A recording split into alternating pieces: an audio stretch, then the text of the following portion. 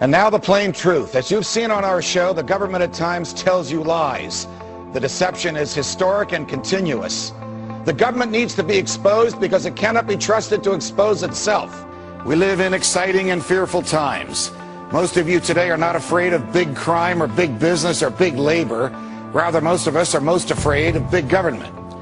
All right, folks, there is a lot going on right now. Decisions being made that are unprecedented and will have an overreaching impact on what it means to live in the United States of America.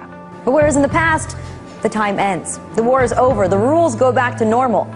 Is this time going to be different? There they examine the erosion of the rule of law and our rights, starting with the Bush administration and continuing on with the Obama administration. It's a detailed account of everything from torture, targeted killing, extraordinary rendition, warrantless wiretaps, an overall massive and unchecked surveillance state, indefinite detention, religious discrimination and profiling, and so on.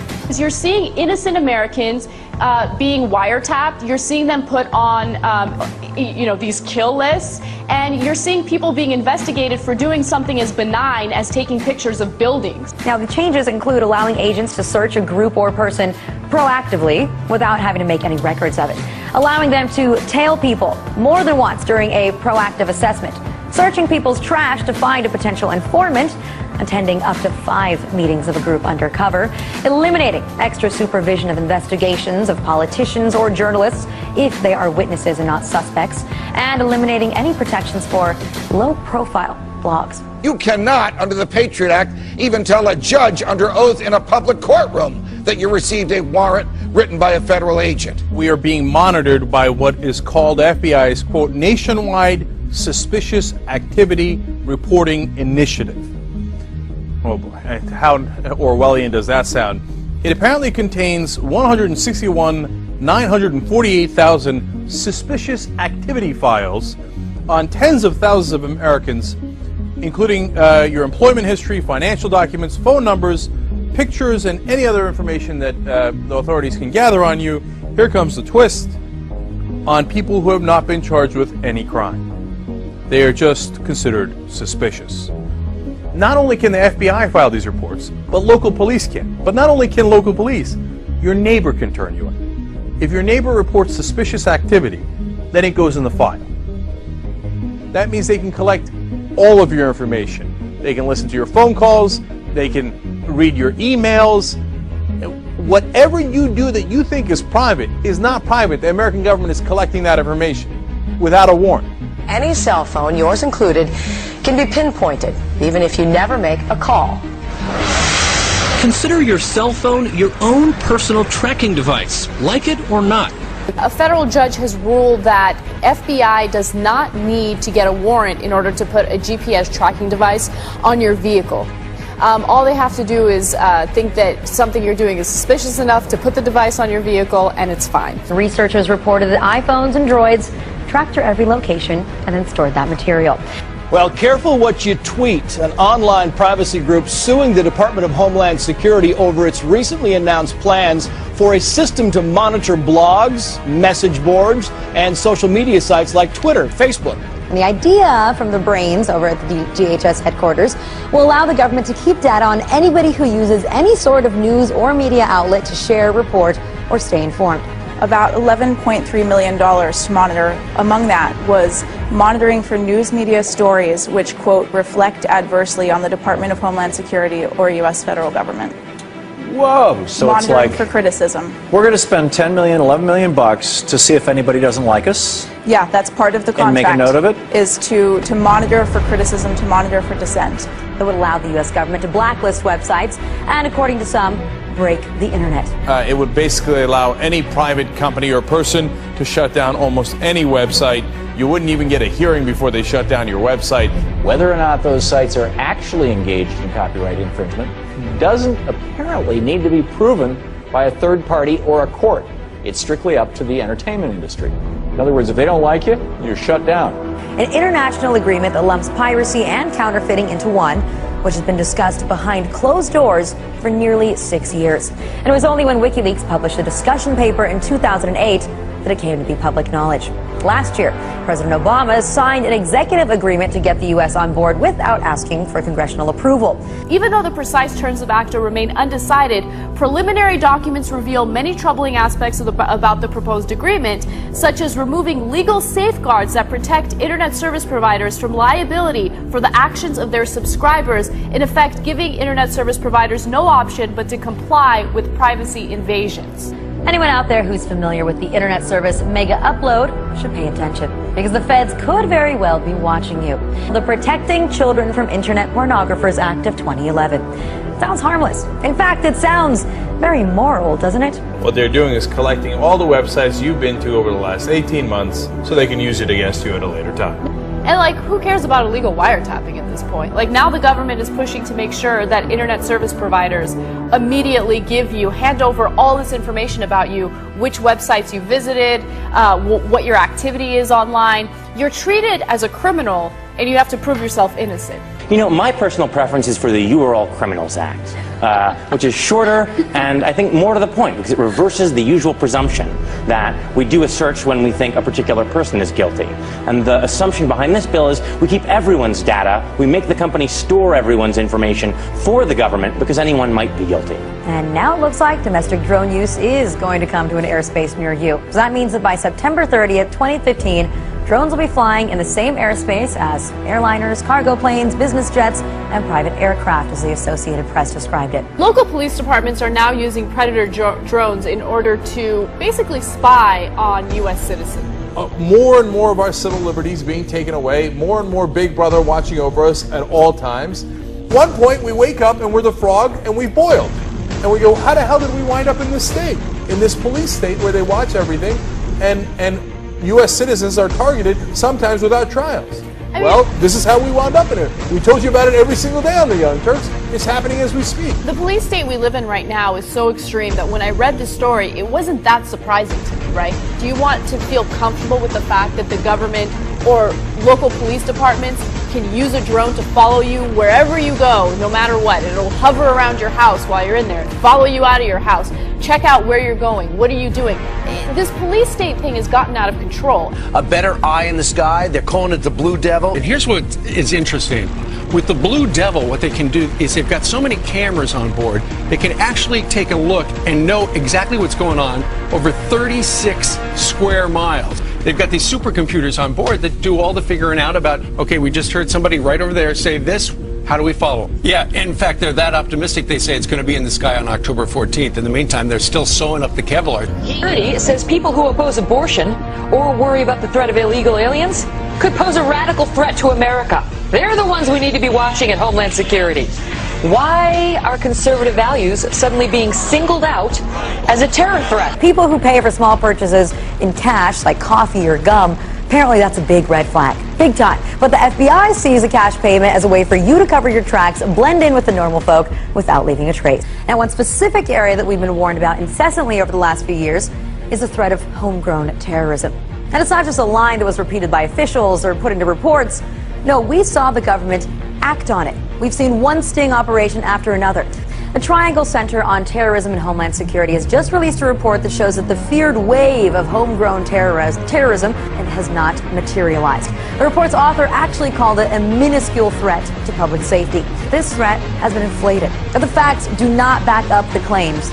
And yet, what are the sacrifices that we've all been forced to make in order to be ready to counter it? What are the grave offenses that have been committed against our civil liberties? The power grabs that lawmakers have been able to make while selling us fear of a homegrown threat.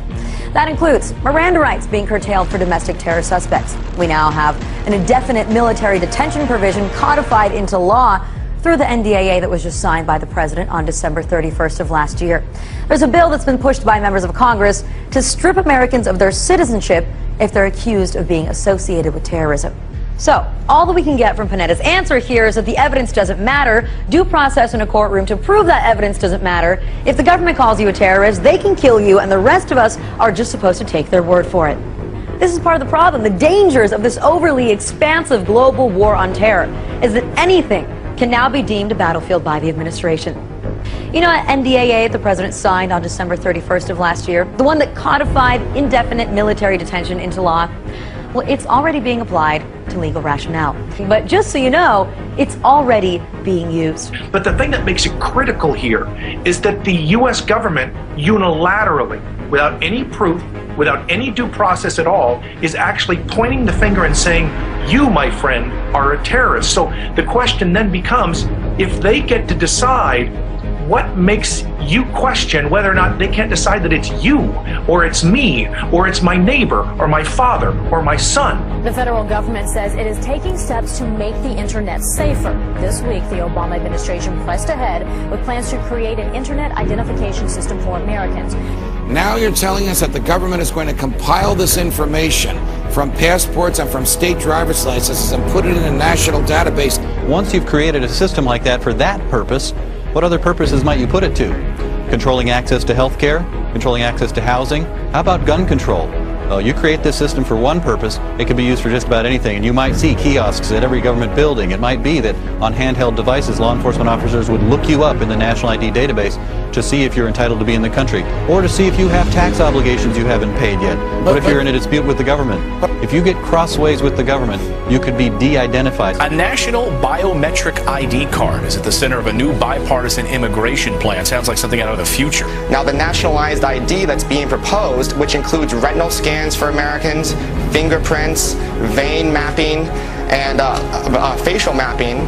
Why don't we just brand all the babies at birth? The government taking a big new step, looking to build a huge database of people's physical characteristics. The FBI is taking on $1 billion project to gather fingerprints, palm patterns, even digital pictures of faces. Eventually, it could expand to include iris patterns, face shape patterns, scars, even information about how you walk and talk. FAST stands for Future Attribute Screening Technology. Future attributes. Not the attributes you have now, the attributes you're gonna have and will be punished for later. So this is straight out of Minority Report. Thank God, though, because we didn't have enough of a police state.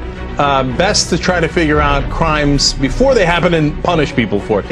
And this sounds like something that can't happen, but it can. It's incredibly real. It will monitor, among other things, body movements, voice pitch changes. It'll also look at eye movements, body heat changes, and breathing patterns. And they're going to use all this information to try to predict whether or not you're going to commit a crime in the future, okay? So watch out how you move your eyes, and if you're breathing too hard, it might cause you a problem. Do you want somebody with a bomb walking into a football stadium or an airport? Yeah, that's their reasoning for everything. That's their reasoning for taking all of our civil liberties away. I'm not buying it, okay? They fearmonger, they use fear as a way to sell this bullshit. This is thought police. This is out of 1984. You can't think a certain way, because if you think a certain way, they're going to predict that you might do a crime in the future. It's unbearable. We got to stop this kind of stuff. Since 2001, the federal government has spent $34 billion on militarizing our local police enforcement. Recently, they talked about the school-to-prison pipeline. I mean, people getting arrested for leaving class? You're kidding me? You get arrested for being absent. You get arrested for spraying perfume on yourself. You get arrested for cussing at other students. If you don't get arrested and if you don't get sent to a juvenile detention center, you most certainly get a fine. In 2010, the police gave 300,000 Class C misdemeanors to children as young as 6 in the state of Texas. They do have police departments inside the schools. Why? Because the 6-year-olds are about to riot? No, because they make money off of it. And one other terrible part of this is that it makes our kids into robots. You know, don't question authority. Don't do anything wrong. You do something even slightly out of step with what a teacher wants. That's it. You're committing a misdemeanor. You'll be fined. Let's say it is a poor family and they do not have the money necessary to pay this fine. What happens is they put the fine on hold until the student is 17 years old. And then when the student is 17, they throw him in jail. Oh, for Christ's sake, man. Just when you thought it couldn't get any worse, right? So what are we doing, man? We're locking up half the country. So private prisons, they're like businesses. Of course they want to, make as much money as possible. But think about how that affects you as a citizen of the United States, okay? They're looking to put people away for minor offenses, okay, for anything. That's why this war on drugs continues. It's because it's big business for these private jails, for these private prisons. So who knows what's next? Now all of a sudden you videotape a police officer and they're thinking about putting you away in jail. And this is how we become a police state, where we privatize our prisons and then they buy our politicians and they have the motivation to arrest us all. We are by far and away the country that imprisons the greatest percentage of our population. It gives the military the power to indefinitely detain American citizens, even those captured here in the United States, suspected, just suspected, not convicted, of some sort of involvement or affiliation with terrorism. So no trial, prison based solely on suspicion. All without a court hearing or a trial. The government may be preparing for some sort of martial law. How alien would that be to see troops with rifles and helmets marching in our streets? New questions tonight about an Army combat brigade being trained to deal with civil disturbances in the United States. All in the name of the war on terror. In the past, the wars ended or the enemy ceased being an enemy. Now we have a different dynamic. Now we have this global war on terror that seems to always be expanding, and we're fighting something like terrorism that you can't necessarily get rid of. You can't eradicate it. So do you think that we're in some kind of danger where we won't be able to end it and go back to where we used to be? Now, what's really happening here is an attempt to undermine a democracy and replace it with a corporate plutocracy or something that's profoundly anti-democratic. American people are starting to, they're like the canaries in a coal mine on this issue. They're starting to smell the poisonous gas of fascism creeping into our country. Is this 1984? This is 100% naked, classical 1984, in-your-face tyranny. This is straight out of 1984. We're living in a police state. We have the government keeping these heavy files on us when we're completely innocent and doing nothing. This is just scratching the surface. But it's clear that despite the number of people, growing number of people that have come out opposing these bills, the government is going to continue waging its own war without the support of the American people, and even if these bills don't pass. The decisions made by our officials post 9/11 have put a very dark shadow over our actions as a country. But here's where I start to get a little bit frustrated. It's where the mainstream media that's supposed to be the government watchdog once again just starts reporting on these stories as if it's just any old conversation, and they forget about some of the darker practices that are still carried out the rest of the time. The mainstream media should realize, above all, that we have certain laws and standards for a reason in this country. So the politicians don't think that none of us are paying attention when our Constitution and our values are completely trampled on. But they'd like to pretend like it's just a simple tit-for-tat between Obama and the contenders trying to take his seat. He said, she said. Instead of he's wrong, all of you need to step back from the post-9/11 world of fear and paranoia that allows for the laws to be stretched and bent and decimated. And all of you need to come back to reality. This battle is just getting started. We are no longer that generation that doesn't care. We are no longer that generation that's prepared to sit back and take whatever they give us. We are now the generation at the heart of the fight back. We are now the generation that will stand with everyone who's fighting back. We hope you'll show solidarity with us and send a strong message to this government that they can't throw their cuts at us. We're going to stand up and we're going to fight back.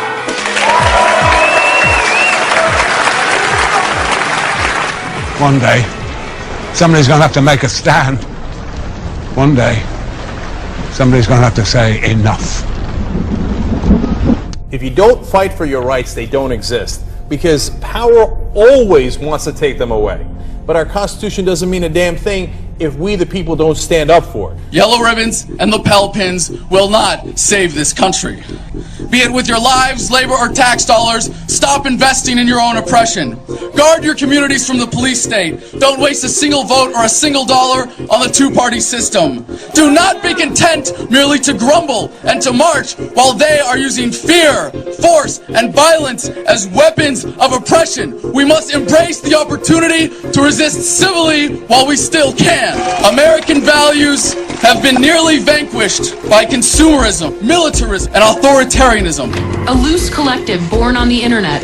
Anonymous has no official members and no hierarchy.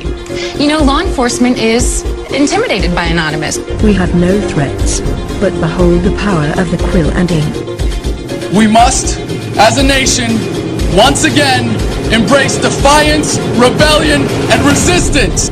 We are Anonymous. We are Legion. We do not forgive. We do not forget. Do not fuck with us.